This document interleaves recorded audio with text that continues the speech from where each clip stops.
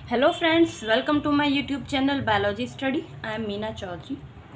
तो आज हम स्टार्ट कर रहे हैं हमारा new chapter 10 microbes in human welfare. क्योंकि जो लास्ट वीडियो है उसमें हमने जो लास्ट चैप्टर था chapter 9 strategies for enhancement in food production वो कंप्लीट किया था। आज हम स्टार्ट कर रहे हैं हमारा नया चैप्टर।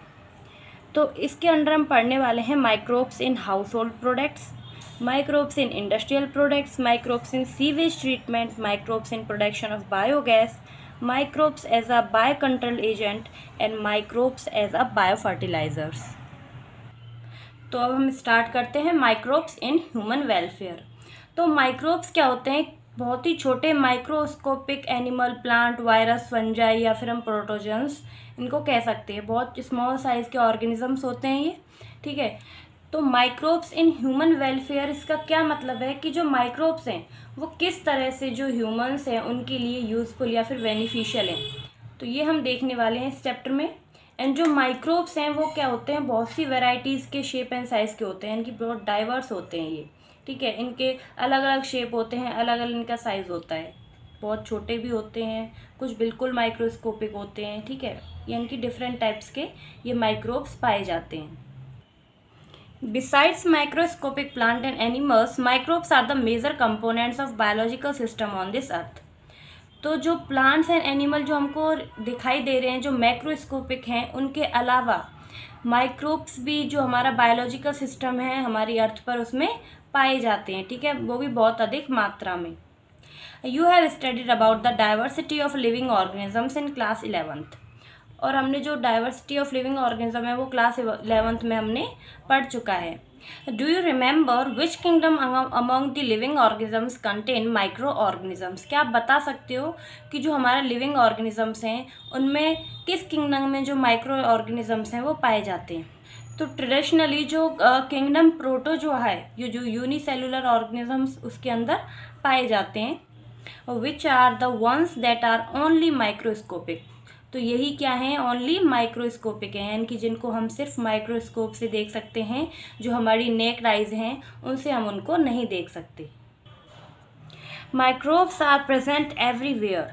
तो जो माइक्रोब्स हैं वो हर जगह पाए जाते हैं, सॉइल में, वाटर में, एयर में, इनसाइड आवर बॉडी है, यहाँ तक कि जो हमारी बॉडी है उसके अंदर भी जो माइक्रोब्स हैं वो पाए जाते हैं। And that are other animals and plants, और जो और भी एनिमल्स एंड प्लांट्स हैं उनमें भी क्या है, माइक्रोब्स पाए जाते हैं। They are present even at site where no other life forms could possibly exist, sites such as a deep inside the geysers.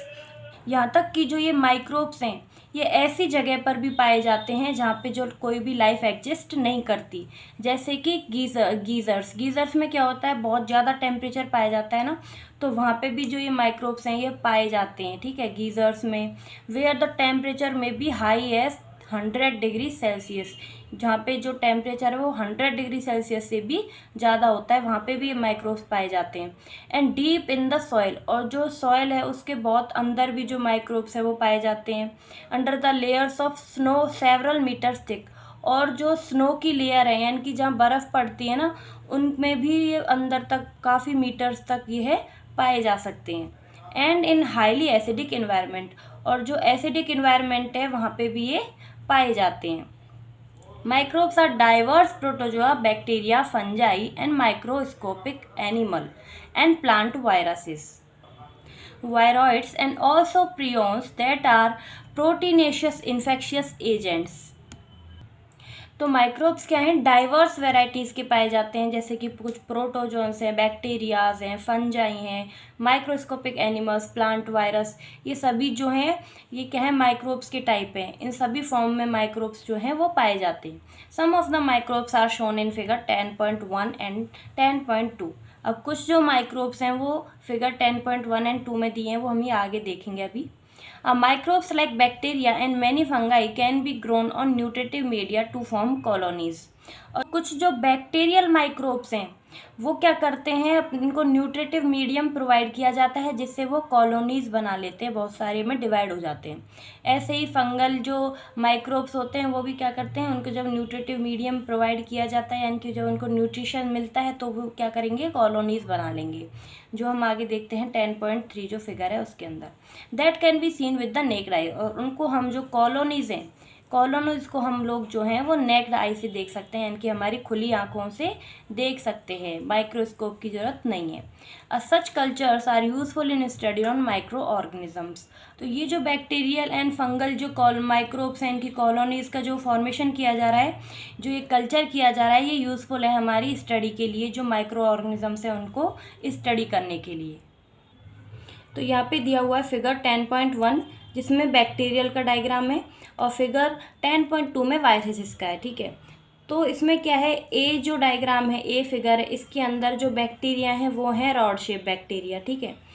और जो बी फिगर है उसके अंदर है स्पेरिकल शेप्ड बैक्टीरियाज, और जो सी डायग्राम है उसके अंदर है रॉड शेप्ड, जिसके अंदर फ्लैजिला लगे हुए हैं, जो बैक्टीरिया है जो कि रॉड शेप्ड का है लेकिन उसके पास क्या है, फ्लैजिला प्रेजेंट है। सेकंड क्या है, जो 10.2 फिगर है उसमें वायरस का है, ये है बैक्टीरियोफेज वायरस, ठीक है। इसमें क्या है, ये इसका डायग्राम है।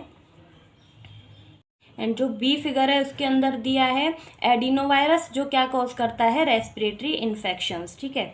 तो ये क्या है, बैक्टीरियोफेज का डायग्राम, और ये क्या है, एडिनोवायरस का। और सी के अंदर दिया है rod shape tobacco mosaic virus, यानी कि जो टीएमबी वायरस है जो रॉड शेप्ड है उसका डायग्राम दिया हुआ है फिगर सी में, ठीक है। एंड यहाँ पे दिया है फिगर 10.3 जिसमें कॉलोनीज़ बनाई हुई हैं, यहाँ बैक्टीरियल कॉलोनी बनाई है, यहाँ पे फंगल कॉलोनी बनी है।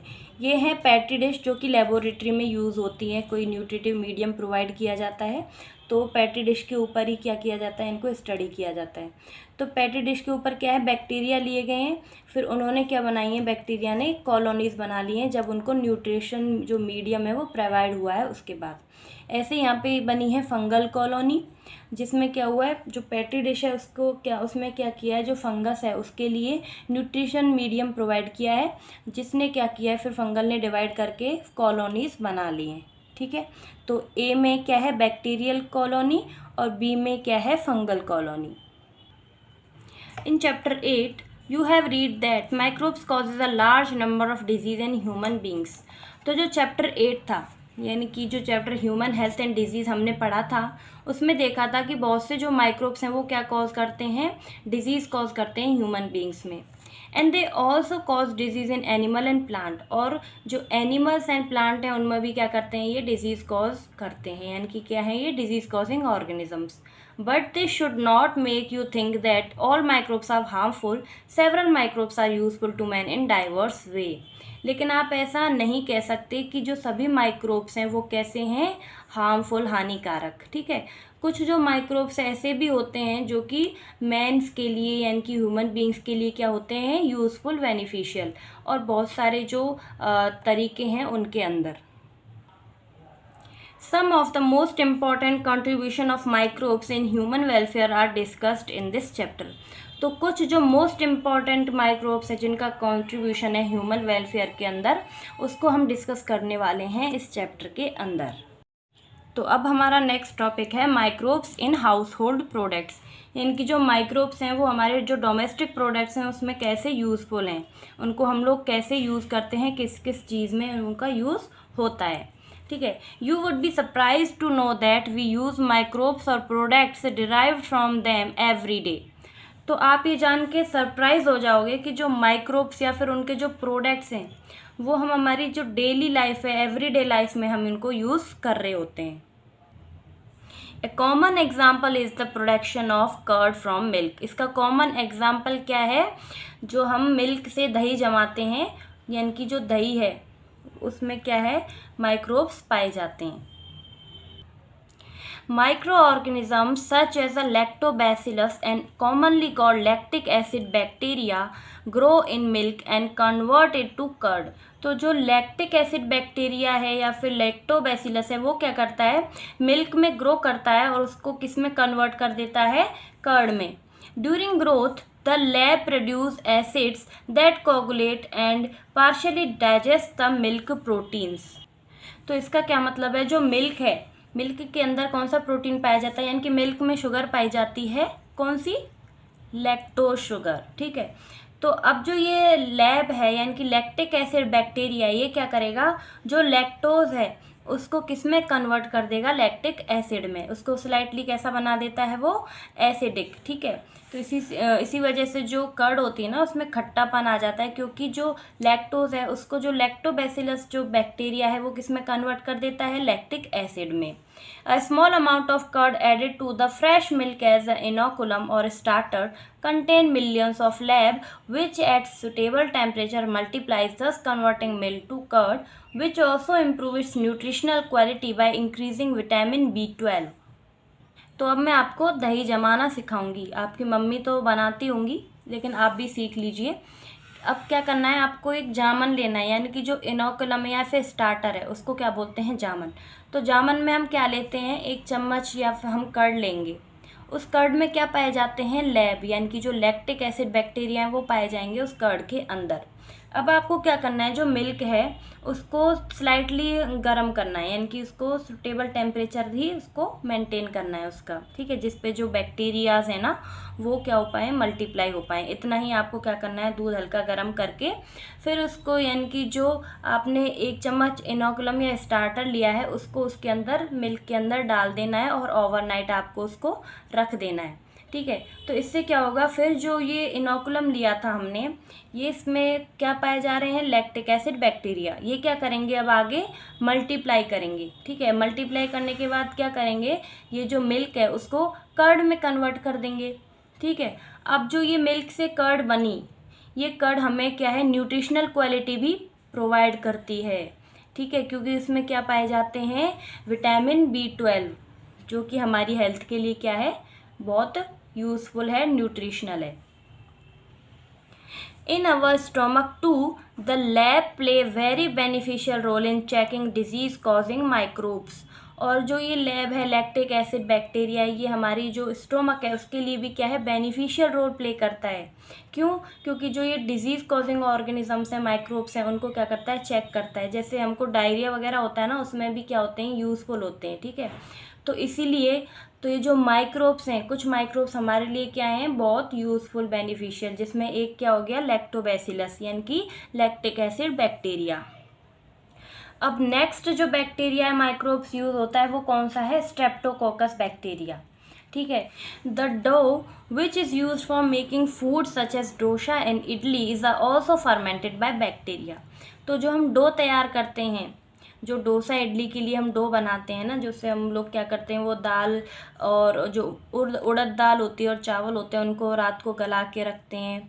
तो हम जो हाउस होल्ड प्रोडक्ट्स में यूज़ कर रहे हैं, यानी कि हम बाज़ार से नहीं लेके आ रहे हैं, अगर हम उसको घर तैयार कर रहे हैं तो जो उड़द दाल होती है ना उसमें ये बैक्टीरिया पाया जाता है, ठीक है, जो किस में हेल्प करता है, फर्मेंटेशन में। यानी कि जो डो होता है उसको क्या है, फुला देता है ना, क्योंकि उसमें कार्बन डाइऑक्साइड वगैरह भी बढ़ जाती है, जिसकी वजह से वो डो क्या हो जाता है, फूल जाता है, और फिर उससे क्या होगा, थोड़ा सा खटास भी आ जाएगी, ठीक है। The dough which is use for making food as dosa and idlis is also fermented by bacteria. The puffed up appearance of dough is due to the production of CO2 gas. तो जो फूल जाता है ना, जो हमारा डो होता है, वो किसकी वजह से होता है, क्योंकि उसमें जो CO2 गैस है उसका क्या होता है, प्रोडक्शन, ठीक है, क्योंकि फर्मेंटेशन होता है ना, इसी वजह से जो CO2 गैस है वो भी बनती है। Similarly, the dough which is used for making bread is fermented using a baker's yeast, a Saccharomyces cerevisiae. तो जो बेकरी में यूज़ होता है कौन सा होता है, वो यीस्ट माइक्रोब यूज़ होता है, ठीक है, जो कि कौन सा है, सैक्रोमाइसिस सेरेवेसी, जो कि ब्रेड या फिर जो केक के लिए जो बनाते हैं ना बेस, उसके लिए यूज़ किया जाता है। A number of traditional drinks and foods are also made by fermentation by the microbes. और बहुत सी जो ट्रेडिशनल ड्रिंक्स हैं, फूड्स हैं, इनमें भी क्या होता है कि माइक्रोब्स की वजह से क्या होता है, फर्मेंटेशन होता है, ठीक है, और ये क्या हो जाते हैं, इनमें CO2 गैस जो है वो बनती है। Toddy, a traditional drink of some parts of southern India, is made by fermenting a sap from palm. Microbes are also used to ferment fish, soya bean, and bamboo shoot to make a foods. तो टोडी क्या है, एक traditional drink है जो कि कहाँ पे पाई जाएगी, साउदर्न इंडिया में, ठीक है। उसमें भी किसका यूज़ होता है फर्मेंटेशन के लिए, यीस्ट का, क्योंकि यीस्ट क्या करता है, फर्मेंटेशन करता है किसका, जो सैप ऑफ पाल्म एक जो ट्री है उसका, ठीक है। उनसे क्या है, जो ये टोडी ड्रिंक्स है इनका फर्मेंटेशन होता है, इनको बनाया जाता है, ठीक है। और भी जो यीस्ट है, जो माइक्रोब्स हैं एज अ यीस्ट यूज़ होते हैं कहाँ पे, fermentation of soybean, fish, bamboo, इनके लिए, ठीक है। Cheese is one of the oldest food item in which microbes were used. तो अब जो चीज़ है ये क्या है, एक ओल्डेस्ट फूड आइटम है जिसमें क्या हुआ, माइक्रोब्स का यूज़ किया गया था। तो चीज़ बनाने के लिए दो माइक्रोब्स का यूज़ होता है, एक बैक्टीरियल माइक्रोब, दूसरा फंगल माइक्रोब्स, ठीक है। तो जो बैक्टीरियल जो माइक्रोब्स है वो बनाने किस लिए यूज़ होता है, स्विस चीज़ बनाने के लिए, ठीक है। और जो फंगल माइक्रोब्स हैं वो यूज़ होते हैं रॉक फूड चीज़ बनाने के लिए या फिर कॉमा बर्ड चीज़ बनाने के लिए। तो एक बार समझते हैं। Cheese is one of the oldest food item in which microbes were used. Different varieties of cheese are known by their character, texture, flavour and taste. तो जो चीज़ हैं उनकी जो डिफरेंट वैरायटीज़ पाई जाती हैं वो किसकी वजह से होती हैं, उनका जो बहुत सारे डिफरेंट टाइप्स के जो माइक्रोब्स हैं उनके यूज़ करने की वजह से, ठीक है। जो डिफरेंट वैरायटीज़ की चीज़ हैं वो बनती हैं, जो कि किस किस में, टेक्सचर में भी अलग होती हैं, फ्लेवर में अलग होती हैं, टेस्ट में जो है वो अलग होती हैं। And the specificity coming from the microbes used. और ये स्पेसिफिसिटी किसकी वजह से आती है, जो माइक्रोब्स का यूज़ किया जा रहा है वो किस टाइप का है, बैक्टीरियल है, फंगल है, या फिर कौन सा जो माइक्रोब है वो यूज़ किया जा रहा है। For example, the large hole in Swiss cheese are due to production of large amount of CO2 by the bacterium named propionibacterium shermanii. तो जो लार्ज होल वाली चीज़ है उसको क्या बोलते हैं, स्विस चीज़, ठीक है। उसमें क्या होता है, लार्ज अमाउंट ऑफ CO2 का प्रोडक्शन होता है, यानी कि उसमें ज़्यादा CO2 बनेगी, इसीलिए वो कैसा होता है, उसमें लार्ज होल पाए जाते हैं CO2 की वजह से।